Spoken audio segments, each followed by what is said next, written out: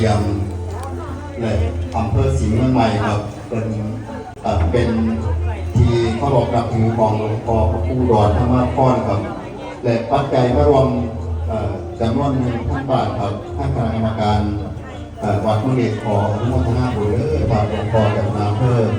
ศรีเมืองใหม่ครับอำเภอคงเกียนครับเป็นมีศรัทธามากรองพระบุญให้กับหลวงพ่อพระครูดอนธรรมพรครับ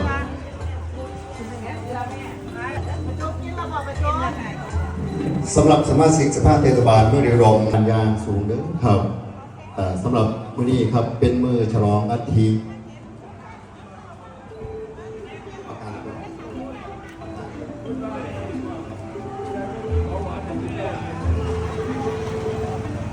ครับนั่นคือพอสอท่อได้หนึ่งคือไอติมมากพอสอท่อเพิ่นเอาไอติมมาแจกให้พออบตนำครับขณะนี้ครับคุณนายอรนุชจินตเวชครับแม่ท่านสสกลุ่มทีมครับครับผมครับได้ผลที่ถือ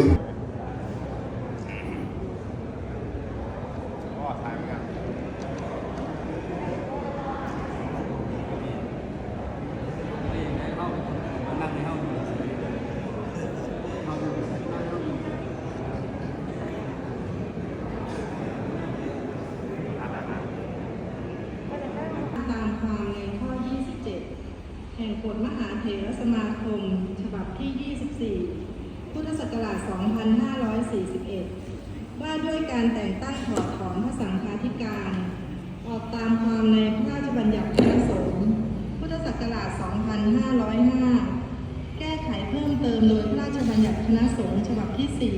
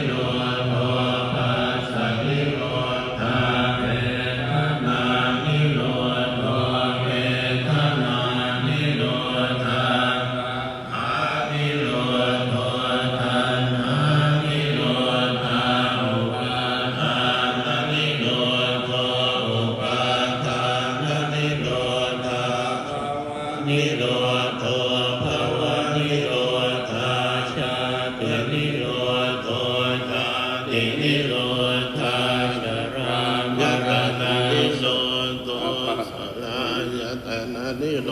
ธาปัสสนิโรโธปัสสนิโรธาชลามรณังโสกปริเทวโดตโดมนัสสุปายาสานิโรโธโสกปริเทวตุตโทมนัสสุปายาสา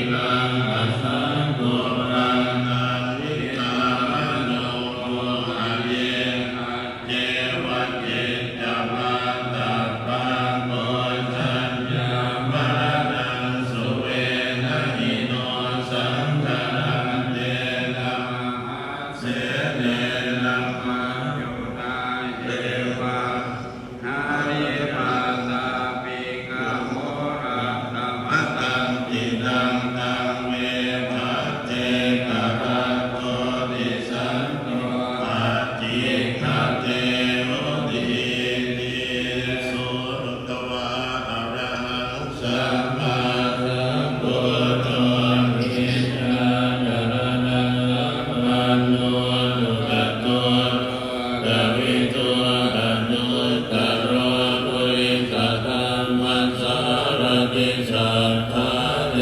วมนุษย์นารุโตภะคะวะติสวะโต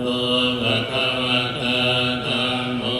สันติติโกอัตตาลิโกเอหิปัสสิโกโอปัฏฐานิโกปัจจตังเวทิตังโอวิญโยหิติสุปฏิปันโน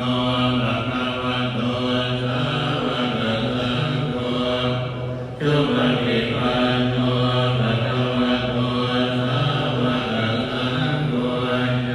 ยะปฏิปันโนภะคะวะโตสาวกสังโฆสามีจิปฏิปันโนภะคะวะโตสาวกสังโฆยะปิสังยัตตาภิกขุริสยุคานิอัตตาปุริสาอุคารังสัพพะคะวะโตสาวกสังโฆอาหุนายโยปะหุนายโยจันทินายโยอัญชลีกรณิโยอนุตตรังบุญเอตังโลกัสสะตุลังสัพพะเวทิมิคัสสะ